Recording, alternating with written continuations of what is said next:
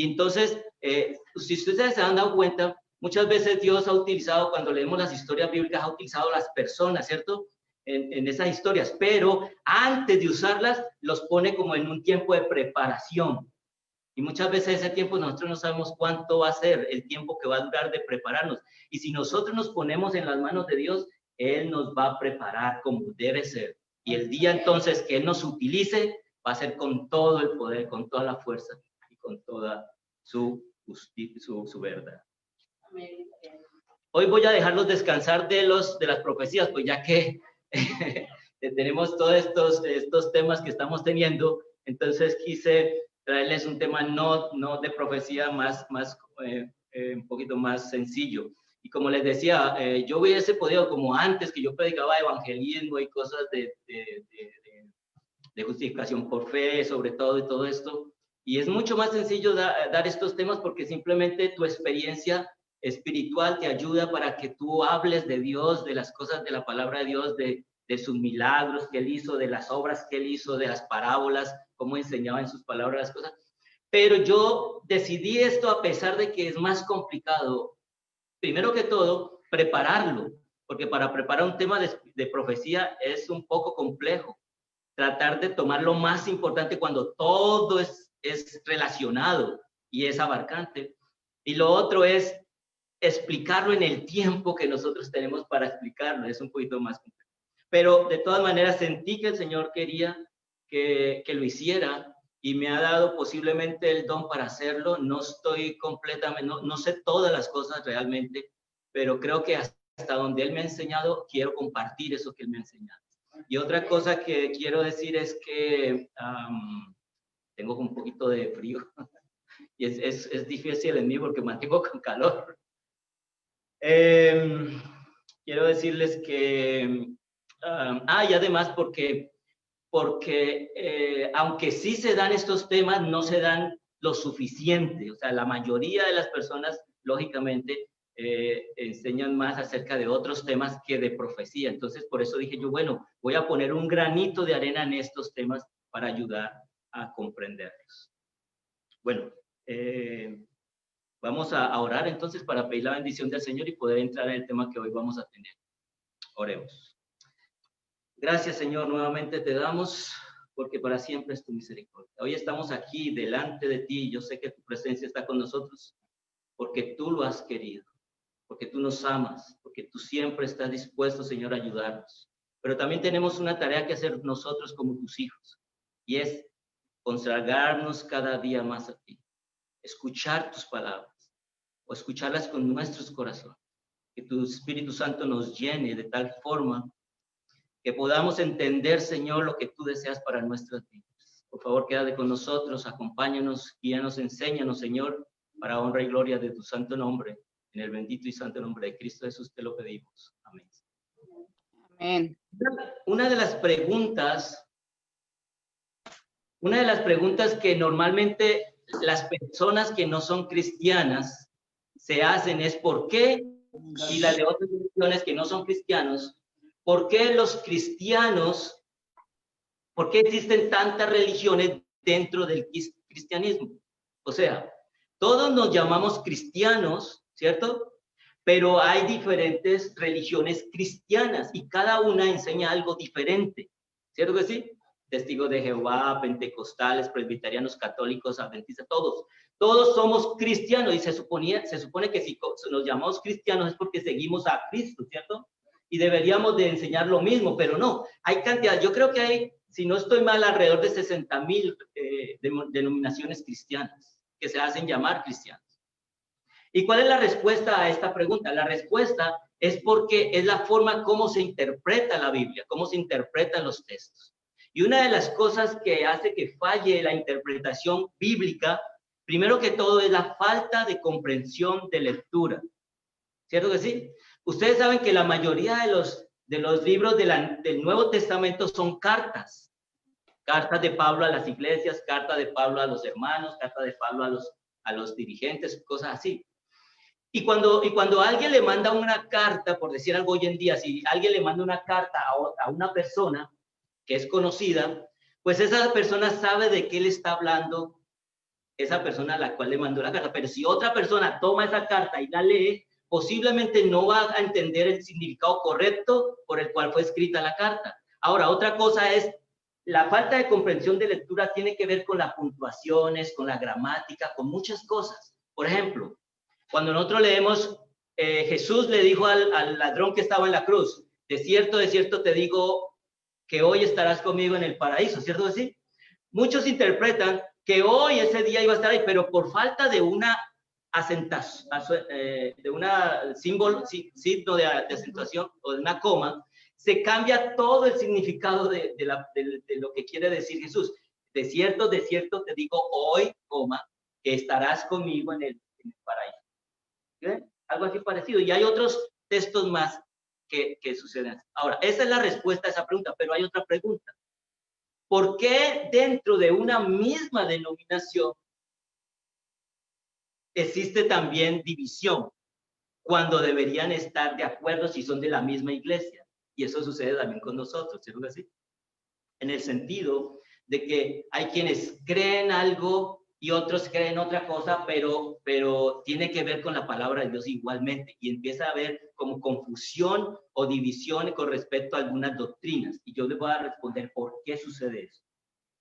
Sucede que en la Biblia hay temas, escuchen lo que les voy a decir, hay temas, doctrinas que son inseparables, o sea, que se relacionan entre sí, no se pueden separar.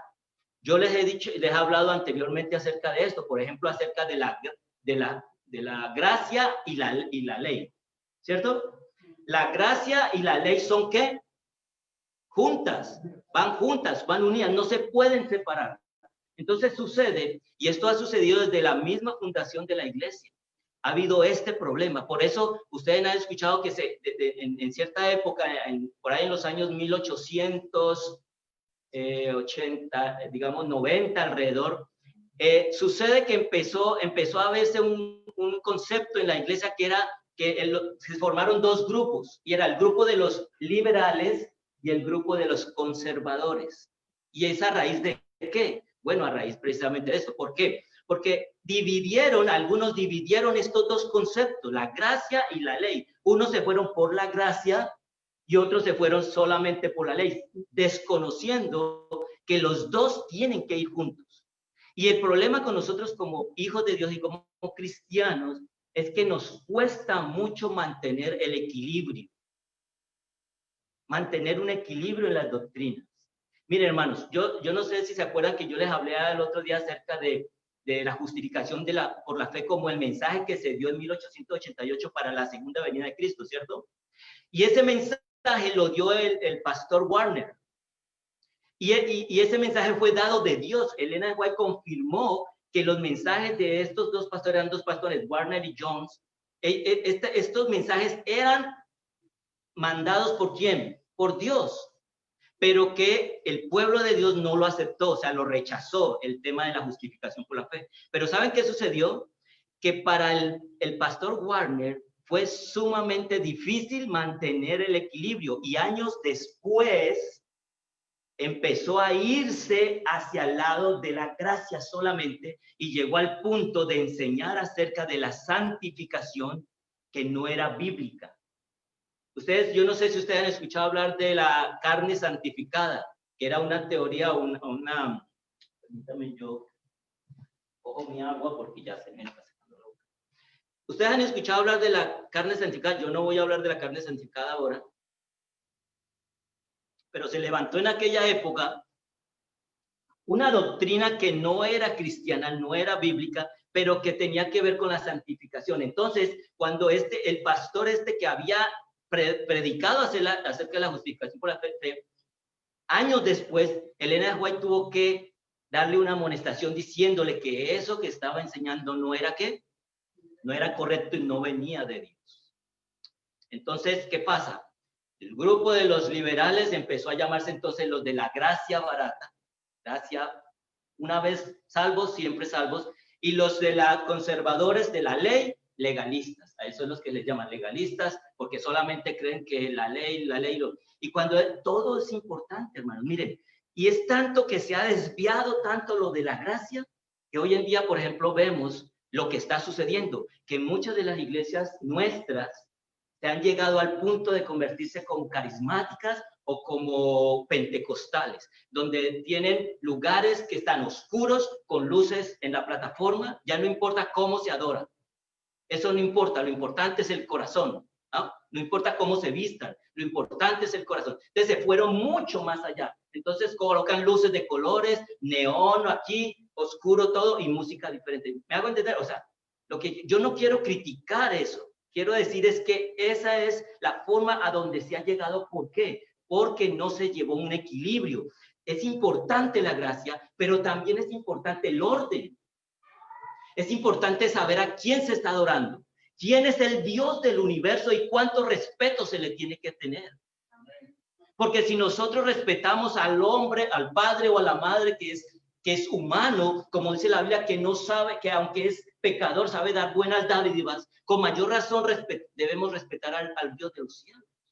Entonces olvidan esa parte y se meten solo por la gracia y por la justificación, por la fe y por el amor y las sensaciones de la emoción. Y los otros, que son de la ley, solamente la ley, las ordenaciones, la crítica, que tiene que ser así derechita. ¿Entienden lo que quiero decir, cierto? Entonces, a raíz de esto, quiero decirles que en la Biblia se encuentran varias, oigan, hay una lista, se las voy a leer, una lista de doctrinas que van juntas. Oigan bien, es como el agua, hidrógeno y oxígeno. Si usted separa el hidrógeno del oxígeno, deja de ser ¿qué? Agua. Y pueden algunos hablar del hidrógeno y está bien hablar del hidrógeno, y pueden algunos hablar del oxígeno y está bien hablar del oxígeno, pero si lo separan no van a hablar entonces del agua, van a dejar de hablar del agua.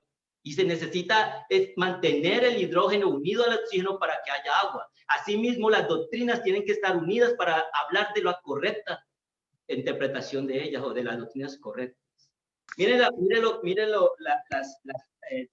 que hay en la Biblia. Las doctrinas que hay en la Biblia, que no se pueden separar. Escuchen, esto se encuentra en un libro que escribió un doctor Douglas hace muchos años atrás, al inicio de la iglesia, al inicio de cuando la iglesia fue creada, y se le dio la tarea de crear un libro para apoyar el espíritu de profecía, y en ese libro él habla acerca de todo el trabajo que hizo Elena G. White, y se llama La Mensajera del Señor. Yo se lo recomiendo porque es un libro que es muy importante para entender las doctrinas de nuestra iglesia y las cosas cuando fue atacada la iglesia a través de personas que salieron de la iglesia y que atacan al espíritu de profecía como que no es verdadero. Aquí, escuchen, entonces, la relación que hay entre estas doctrinas. Una, la obra de Cristo en la cruz y la obra del Espíritu Santo. Esa es una doctrina que no se pueden separar. ¿Qué? La obra de Cristo en la cruz y la obra del Espíritu Santo. Otra es la ley y el evangelio. No se pueden separar la ley y el evangelio. No se pueden separar Cristo como redentor y Cristo como soberano. Hay veces, o sea, por eso les digo, tomamos cada uno por aparte, pero los dos van unidas. Cristo como redentor y Cristo como soberano. Él es soberano sobre todas las cosas, es el que controla todo. Hay otra que es la autoridad objetiva y la responsabilidad subjetiva. La obra de Dios y la obra del hombre en el proceso de la salvación. Miren que eso es otra cosa importante. Es la obra que hace Dios, pero va unida a la responsabilidad del hombre en el plan de la salvación. En estos días una hermana me preguntaba, ¿por qué nosotros los adventistas enseñamos que los que se van a salvar son muy poquitos?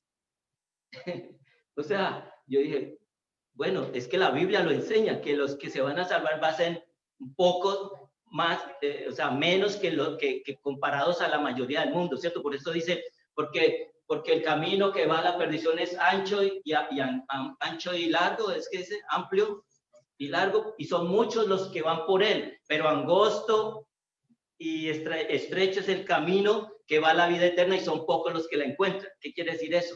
Que no son muchos los que van a llegar o sea, los que se van a salvar comparados con los que se van a perder.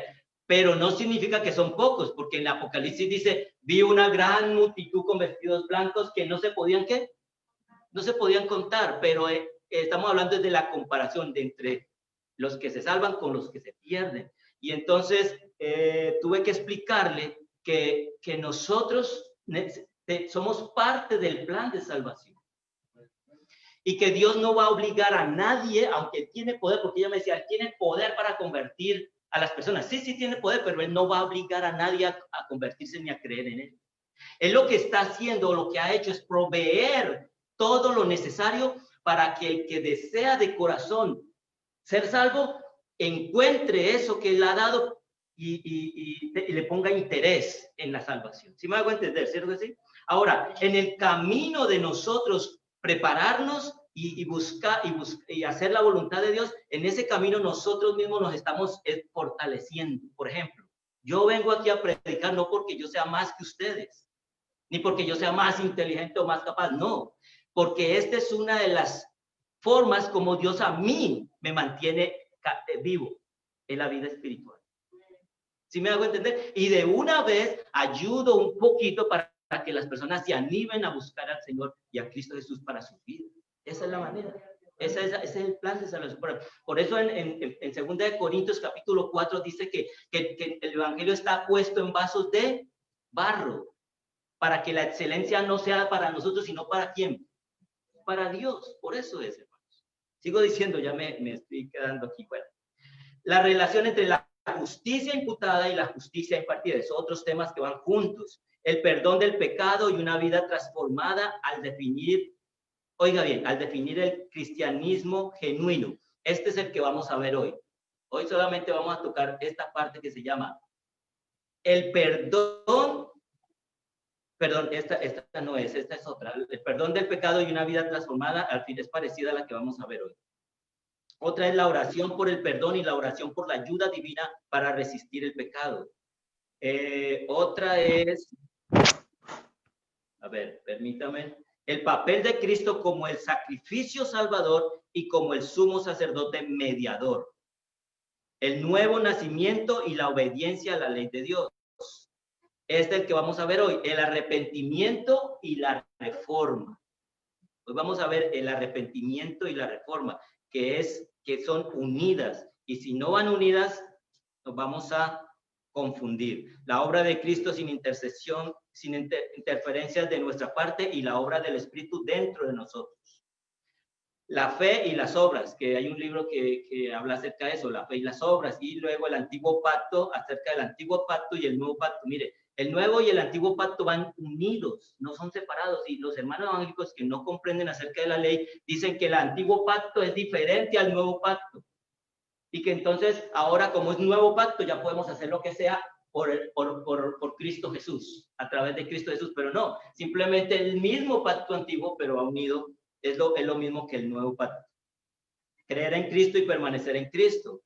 El don gratuito de Cristo y la remisión de los pecados y su don gratuito de sus atributos en el desarrollo del carácter cristiano.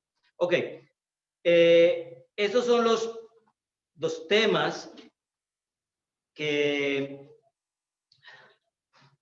Esos son los temas que van unidos, doctrinas que van unidas y que no se pueden separar. Entonces esa es la razón por la que nosotros encontramos división muchas veces en nuestra iglesia o nuestra iglesia, porque algunos toman solo un tema y se van por ahí y se les olvida el tema que va relacionado con ese tema. Hoy vamos a ver el ejemplo, hoy vamos a ver lo que les dije, la relación entre el arrepentimiento y la reforma. ¿Qué significa eso? La relación entre el arrepentimiento y la reforma. Quiere decir que cuando nosotros nos arrepentimos, oigan bien, cuando nosotros realmente nos arrepentimos, debe necesariamente que haber una reforma en nuestras vidas. ¿Cierto que sí? Claro, porque si tú te arrepientes según y no cambias, ese arrepentimiento fue falso.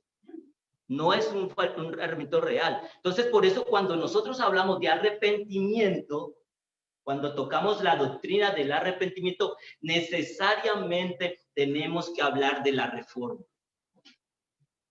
¿Y dónde vamos a poder encontrar ese ejemplo en la Biblia? Lo vamos a encontrar en una historia que de pronto le gusta a los niños. Y está en Lucas capítulo 19. ¿Qué habla en Lucas capítulo 19? Muy bien, la historia de Zaqueo, ¿se acuerdan? La historia de Zaqueo. Vamos a leer un poquito acerca de eso y usted me dice, mi hermano, ¿hasta qué horas tengo para terminar? ¿Hasta las 1:30? ¿Sí, hasta las 1:30? Son las 11:16, ¿está bien? Bueno, muy bien. Dice Lucas capítulo 19, vamos a leer la historia un momentico y después entonces vamos a ver cómo fue. Dice así, del 1 al 10, dice, Jesús entró en Jericó e iba pasando por la ciudad y un hombre rico llamado Zaqueo, jefe de los publicanos, procuró ver quién era Jesús, pero no podía a causa de la multitud porque era bajo de estatura. Corriendo se adelantó y subió a un sicómoro para verlo, porque Jesús iba a pasar por allí. Cuando Jesús llegó a ese lugar, miró hacia arriba y dijo, Zaqueo, date prisa, desciende, porque conviene que hoy me hospede en tu casa. Entonces él descendió a prisa y lo recibió gozoso. Al ver esto, todos murmuraron diciendo que había entrado a posar con un hombre pecador. Entonces Zaqueo, puesto en pie, dijo al Señor, delante de todos, dice el Espíritu de Profecía, Señor, la mitad de mis bienes voy a dar a los pobres, y si en algo defraudé a alguien, le devolveré 4 veces más. Entonces Jesús le dijo, hoy ha venido la salvación a esta casa, por cuanto él también es hijo de Abraham, porque el Hijo del Hombre vino a buscar y a salvar lo que había perdido. Nosotros ya hemos leído esta historia, la conocemos mucho tiempo, y una de las preguntas que se nos viene a la mente es, ¿por qué Zaqueo quiso subirse a un árbol para conocer a Jesús? ¿Sería que él ya había escuchado hablar de Jesús antes? Es lógico, ¿cierto? Que si Zaqueo quería conocer a Jesús, era porque él ya había tenido en su corazón antes, o había escuchado antes hablar acerca de Jesús. Eso es lo que, por ejemplo, nosotros leemos acerca del ladrón en la cruz cuando Jesús fue crucificado. Muchas veces nos preguntamos, ¿por qué ese ladrón estando en la cruz defendió a Jesús? ¿Por qué dijo que él era el hijo del hombre, que era el hijo de Dios? Él como que reconocía a Jesús. ¿Y saben por qué? Porque ese ladrón antes había escuchado de Jesús, había escuchado de sus milagros, de sus predicaciones. Es más, estuvo a punto, dice el Espíritu de Profecía, que estuvo a punto de aceptarlo, pero por la influencia de sus amigos, no se dejó llevar por esa influencia de Jesús. Y entonces los amigos lo metieron en problemas a él. Él no estaba ahí porque había cometido algo, una fechoría en cierta manera, sino porque los amigos lo habían entrampado en una fechoría y lo habían agarrado en eso. Y por eso estaba padeciendo. Y él dice allí, le dice al otro ladrón, en verdad nosotros padecemos justamente, ¿cierto? Pero nada hizo. Entonces eso es importante tener en cuenta. Zaqueo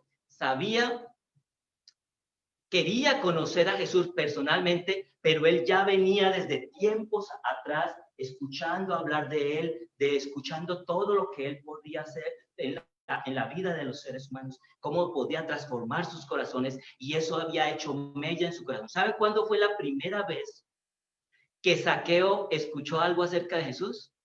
Fue por Juan el Bautista.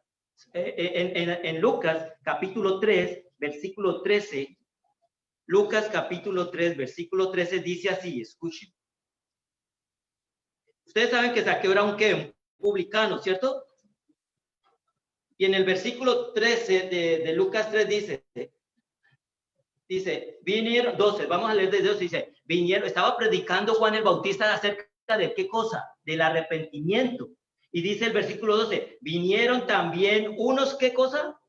publicanos para ser bautizados y le preguntaron, maestro, ¿qué haremos? Y él que les dijo, no cobréis más de lo que ¿qué? Tenéis que cobrar. ¿Ustedes saben quién estaba ahí escuchando? Zaqueo. Y esas palabras que dijo Juan el Bautista se le quedaron en su corazón y en su mente. ¿Por qué? Porque él hacía eso. Él era el cobrador de impuestos. Él era el que iba y cobraba más de lo que debía cobrar. ¿Para qué? Metérselo en la bolsa. Y cuando él escuchó, le dijo, no, ¿qué cosa cobréis más de lo que debéis cobrar? El Espíritu Santo empezó a trabajar en su corazón y en su mente. Y entonces de ahí en adelante quiso seguir haciendo lo que era correcto. Sintió arrepentimiento. Quiero leerles algo que dice aquí acerca de eso. Escuchen, porque ya vamos a ir terminando, entonces quiero adelantar un poquito. Aquí no tengo aquí. Si hemos perjudicado a otros en cualquier transacción comercial, si hemos perjudicado a otros esto se encuentra en el deseado de todas las gentes, página 509. Si hemos perjudicado a otros en cualquier transacción comercial injusta, si nos hemos extralimitado en el comercio o defraudado a algún hombre, aún dentro del marco de la ley, deberíamos confesar nuestro agravio y hacer restitución en la medida de lo posible. Es justo que devolvamos no solamente lo que hemos tomado, sino todo lo que se habría ganado con ello si lo hubiese usado correcta y sabiamente durante el tiempo que haya estado en nuestro poder. Nosotros como cristianos debemos tener cuidado de no hacer comercios fraudulentos ni de hacer cosas deshonestas. El texto bíblico que leímos, la lectura bíblica en Ezequiel capítulo 33, 15 y 16 dice, si el impío restituyere la prenda, devolviere lo que hubiere robado, caminar en las ordenanzas de la vida, no haciendo iniquidad, no se le recordará ninguno de sus pecados que había cometido. Vivirá ciertamente. Es la promesa. Pero ¿cuándo es que nosotros vamos a ser restituidos? O sea, vamos a ser restaurados. ¿Cuándo es que vamos a vivir? Cuando cambiemos nuestra mentalidad. Cuando sea transformado nuestro corazón y nuestra mente, nuestro carácter. Eso demostrará que nos hemos arrepentido realmente. Escuchen, yo quiero leerles una parte. Aquí mismo dice, en la página 510 dice, cuando Cristo es recibido, oigan bien, cuando Cristo es recibido como Salvador personal, la salvación viene al alma. Zaqueo no había recibido a Jesús meramente como un forastero, sino como al que moraba en el templo del alma. Los escribas y fariseos que le acusaban de ser pecador, murmuraron contra Cristo porque se hizo su huésped, pero el Señor le reconoció como hijo de Abraham, porque los que son de fe, los tales son hijos de Abraham.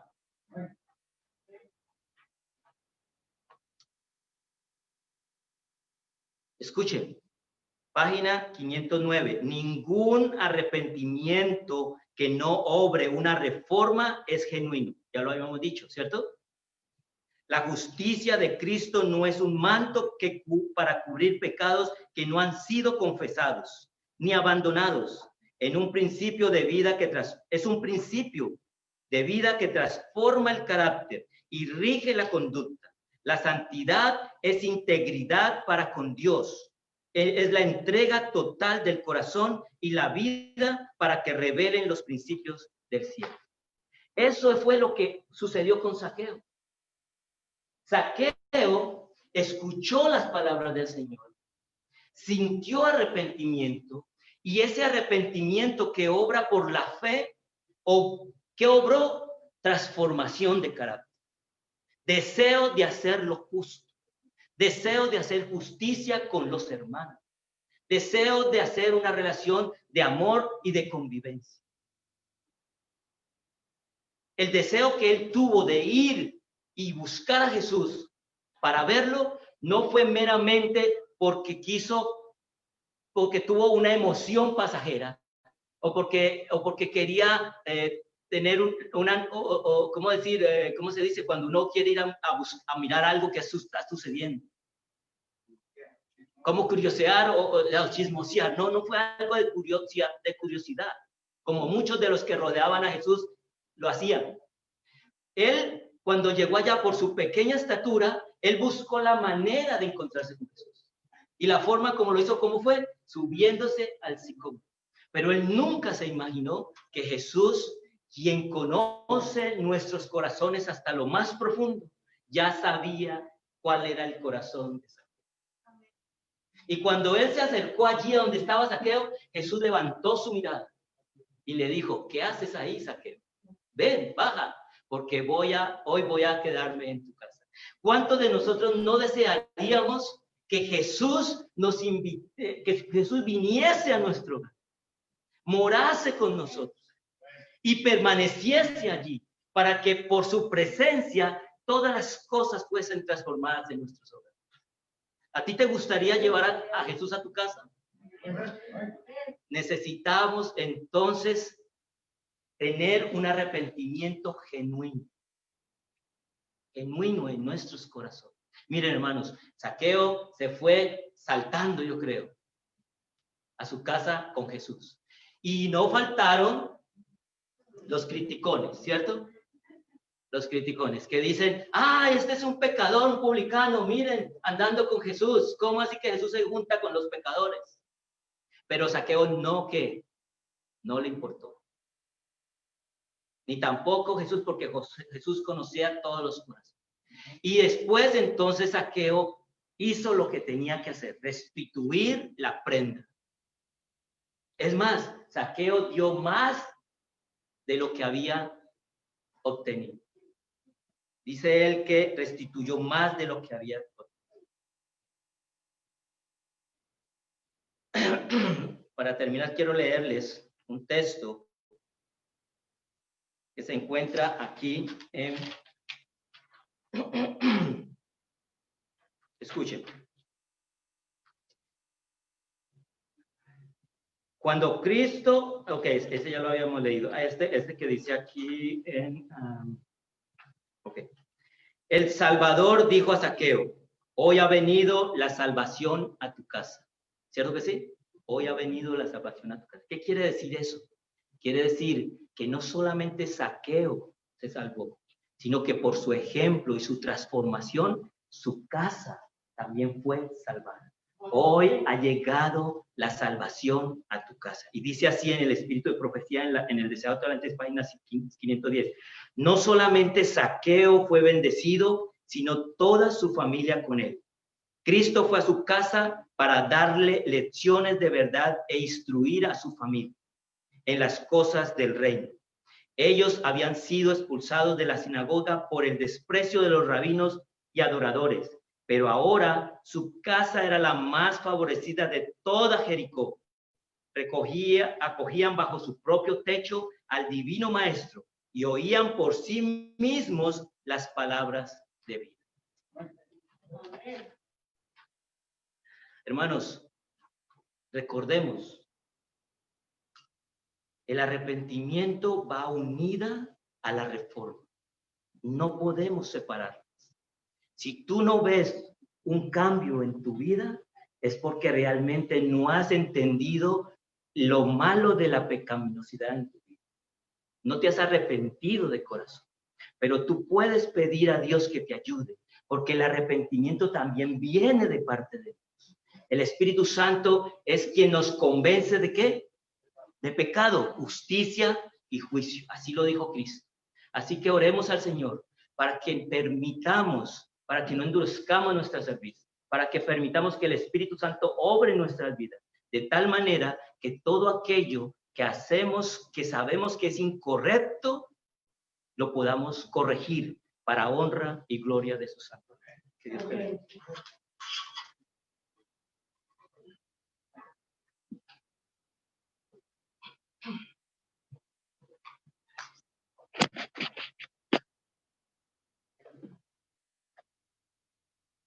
ponernos de pie para cantar el último himno de esta mañana.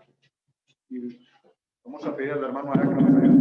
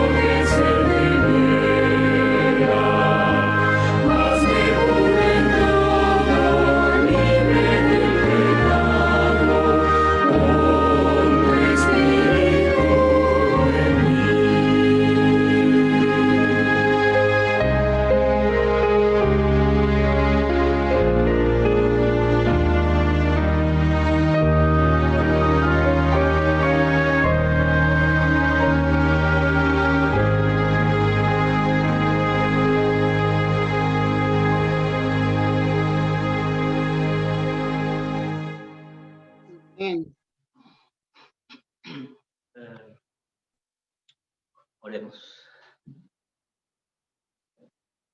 Padre, esta mañana, Señor,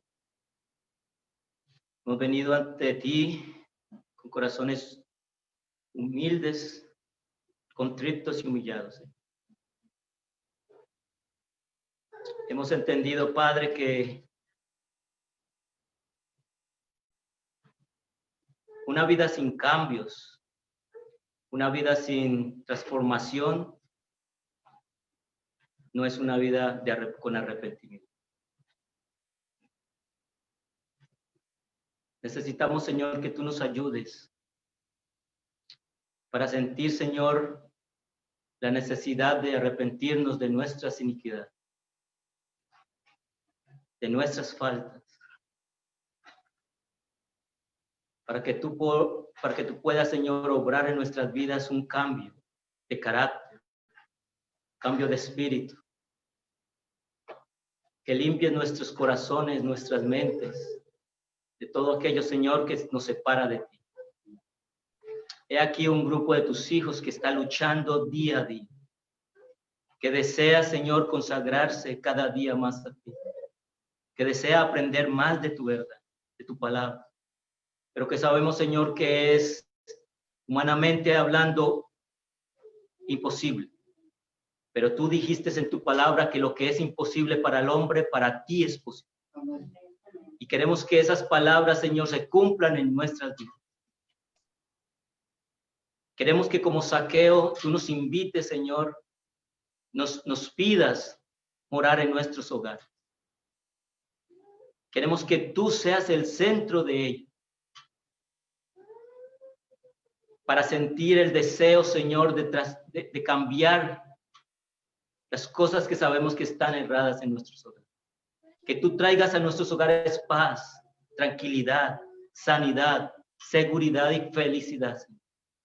Pero no solamente lo traigas a nuestras vidas y nuestros hogares, sino que nos ayudes a permanecer en ella, para que el día que tú regreses en las nubes de los cielos podamos estar seguros de que vamos a ir a morar contigo por la eternidad. Por favor, Señor, tú conoces los corazones hasta lo más íntimo. Tú nos conoces mejor que nosotros a nosotros mismos. Tú sabes, Señor, nuestras necesidades y nuestras fallas. Por favor, Señor, ayúdanos a comprenderlas y tener el deseo, Señor, de dejar. Que todo sea para honrar y para glorificar tu santo nombre. Porque nosotros no merecemos ninguna honra ni ninguna misericordia. Pero por los méritos santos y por el sacrificio hecho por Cristo en la cruz, te queremos pedir que tú nos cubras nuestras faltas, pero no para que las sigamos cometiendo, sino para abandonarlas. Y podamos vivir vidas santas para dar testimonio de que tú eres un Dios santo y que eres un Dios vivo, que perdona la maldad de tus hijos hasta la tercera y cuarta generación de los que te aman, Señor, pero que no darás por inocente al que te aborrece. Quédate pues con tu iglesia, con los líderes de esta iglesia también, Señor, para que les sigas bendiciendo con tu Santo Espíritu, para que sean luz a través de la oscuridad, para que tú a través de sus vidas puedas sostener a otros, Señor. Porque te lo pedimos en el bendito y santo nombre de Cristo Jesús. Amén. Amén.